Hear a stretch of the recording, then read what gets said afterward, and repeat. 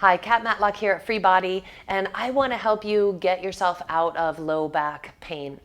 And the thing about low back pain is that what's often missing is really understanding trigger points and trigger point patterns that cause low back pain and that also cause the muscles to grip around the spine, which might do things to your body like make it hard for you to stand up after sitting, which might cause disc compression over time, which those symptoms could be exacerbated in stress. You could have like just this kind of deep instability feeling in the low back, and all kinds of other things like SI joint dysfunction, pain in the butt, all these other kinds of things that go along with low back pain and dysfunction. So there are muscles in the front of the body that wrap around the spine and then connect with muscles from the back of the body, so the deepest layers of muscles around your spine.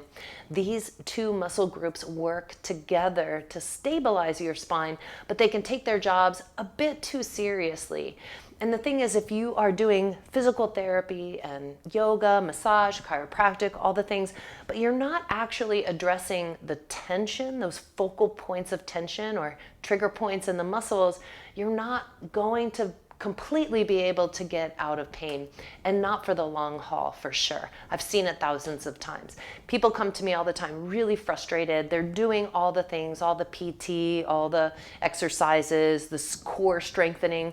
I'm gonna tell you right now, stop core strengthening, at least for now. It might be making your symptoms worse. So if you want to understand that, if you want to understand how trigger points could be causing your low back pain and suffering, so if you have low back pain that goes up and down the spine, if you have pain that also might radiate into the thigh, if you have inability to get up from sitting easily and well, if you feel really stiff all around your low back and hips after you've been sitting for a while, if you have trouble taking long walks or you get that low back ache after you've been running, I really want to help you fix that. And this workshop is going to give you the simple skills and tools that you need to get yourself out of pain and take your life back.